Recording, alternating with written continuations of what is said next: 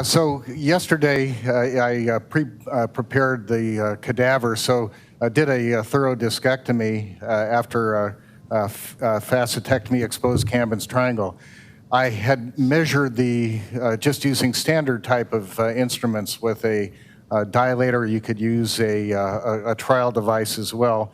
And what I found was that this particular cage was going to be the best bet. This is a smaller cadaver, and I'm up at the 2-3 area. So this is a three-dimensionally printed, pre-assembled device. It just comes right out of this tray. And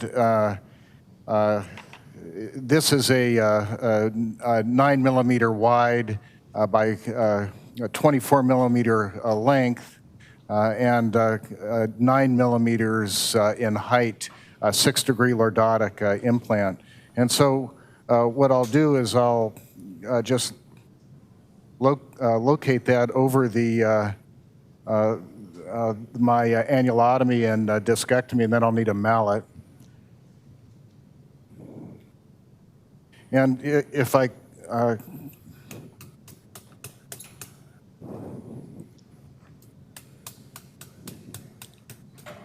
so if I could get an image of that, we can go right to a lateral is fine. And I'll step out of the way here.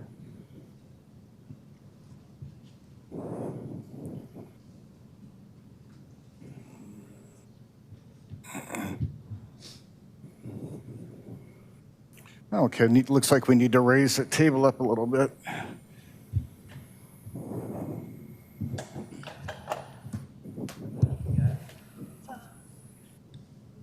Good. Okay, an image, please.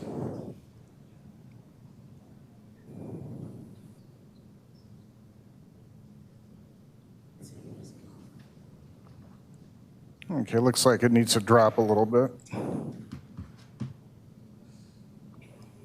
Okay. And to come down towards the feet just a little bit.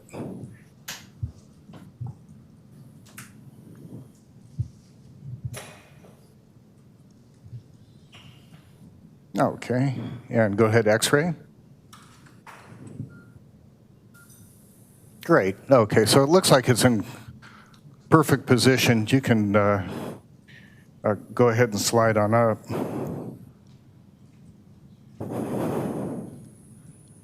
So then it just becomes a, and can everyone see this okay?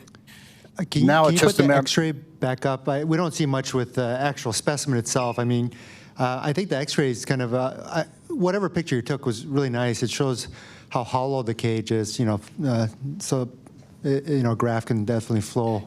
Get a good visualization of that. Maybe move down so it's out of the way. So then it's just a matter of removing the impactor device. So this is an impactor which articulates directly with the implant, so there's no pressure on anything other than the implant as it's impacted in. And then this is a special no-spill type of funnel which attaches via lure lock type of attachment. And then it's just a matter of pushing the graft material in until it says no more. What is this that you're pushing in? Is it radio opaque so we can see it, or? So this is, no, we're not going to be able to see this. This is just modeling clay, which is pretty well desiccated. So it would have, if it had some chunks to it, it would be like a corticocancellous graft material. But you know, once again, this allows the graft, this type of pressurization allows the graft material to go above and below the cage. So if there's any fish mouthing, for example, I think that you had asked me about that earlier, Paul, it will fill that area in and completely fills in the entire area that's been prepared by the disc space. So this will go anywhere that there's a void. We did some studies looking at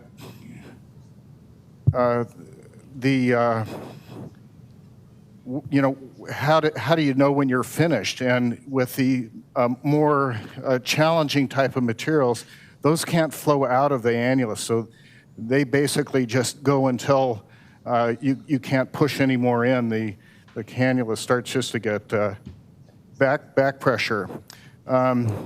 With real flowable type materials, like the toothpaste type consistency, you want to look in after you've reached a limit and just make sure that you have not had any material backflow into the canal. It looks like you're getting a lot of that graft, open quotes, graft into the cage in this space. I mean, what did you start off with? It looked like a fairly large volume, but it's all fitting in there. Yeah, it looks like I'm just about filled here now. I'm going to try one more push, and yeah, that's it. So there was about 15 ml of graft material here. I did a pretty thorough discectomy yesterday. So what's done now is, and I left some of the graft material in the cannula. So by removing this graft cannula, you can see that there's still some graft material left in there. And so I can just push this out for the next level. And you can see, again, some of that's come out, so it's reusable for if you have a 2-level operation to do. And of course, the next step here is just to release the device. So that's been removed. Now, I just want to show one other thing here. This system is designed so that you can, let's see, remove or revise this at any step. So I don't know about you guys, but I've had those Maalox moments where I didn't like the position of my cage. So this actually can slip over. And then if you can hand me the slap hammer, Bob.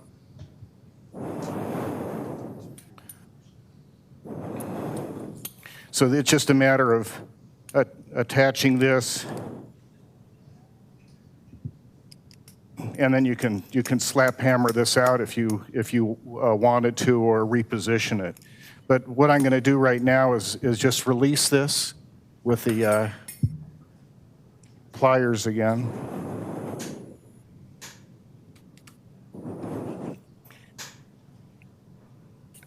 And so now you're finished, so we can get an X-ray again.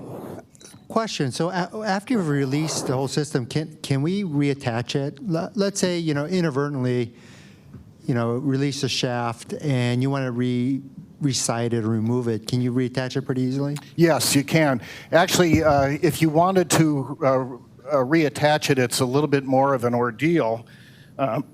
But we have instruments. For example, there's a thing that looks like an expansion bolt. And yeah, so you can see it's in a great position, again, surrounded by graft material there. So there's a couple of tools that can be used in order to remove this. One is this system. It's like an expansion bolt, and I'll show it in using the acrylic model. And the other is a hook, both of which attach to a slap hammer, and then it can be slap hammered out. So those, again, avoids those Maalox moments if you're not satisfied with the position of your implant. So I'm wondering if we could focus on this, and I'll show what was going on internally here. Is that possible to focus here, or? Yeah, we have a good view of what you're showing us, what you want to show. Oh, okay. Yeah, what I'd like to do is focus in on this. Thanks. Yeah, here, I'll just bring it over.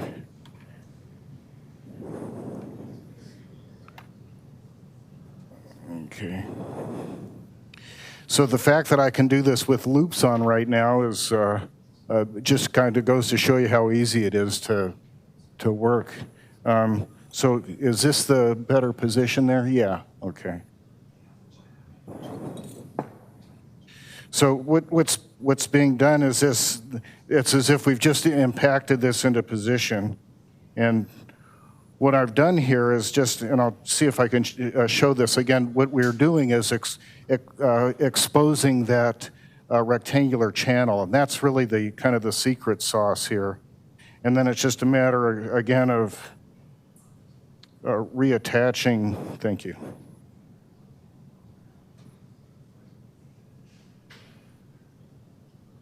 And this is some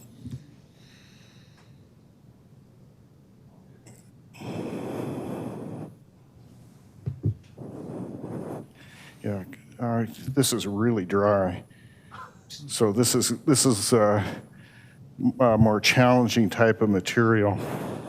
It looks like it's pretty firm, so this could be an example of like cortical bone you're trying to push through. and so you can see that, you know, it's anything passes through here.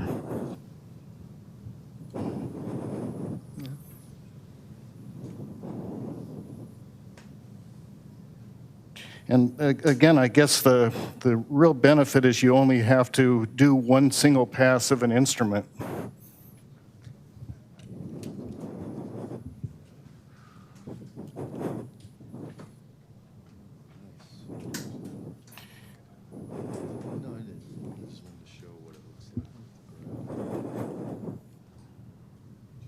Yeah, this is a very good visual demonstration of how the graft can flow out and fill the disc space for sure. Yeah, so any place that's been, so I, you know, again, I can do this and take up the rest of the afternoon, but probably not necessary, and you guys would probably have other things to do. So it's just a matter then of releasing the graft cannula first. Yeah, this is Victor. I really like the engineering with the I-beam design. One thing I was curious about, you put in a 6-degree implant in the cadaver. Are there other lordotic options available or anything in the pipeline? At this point, there's 0 and 6 degrees. What we have coming up, and it'll probably be in the next 18 months, will be an expandable type of cage, which uses the same type of chassis and which expands up to 18 degrees. So it'll go from about 6 degrees of lordosis to 18 degrees of lordosis. Yeah, that sounds great. Can't wait to see it. Yeah, I'm excited about that one too, but in order to get to that point, we have to make certain we're commercially successful with this one. So this is what we have right now, and our goal is to be able to have some success with this one. Once again, I think that one of the things that's kind of built into this with a surgeon in mind is to make sure that it can be revised / removed at each step without having to run to SPD looking for a sterilized corkscrew. So it's one of the really nice features of this. Again, great for an ASC market because it's all pre-assembled. All the tech has to do is open up a box and hand it to the doctor. So any questions for me other than those which we've heard? Doesn't look like it. Thank you. That was a great demonstration, Dr. Kleiner. Thanks a lot. I appreciate it.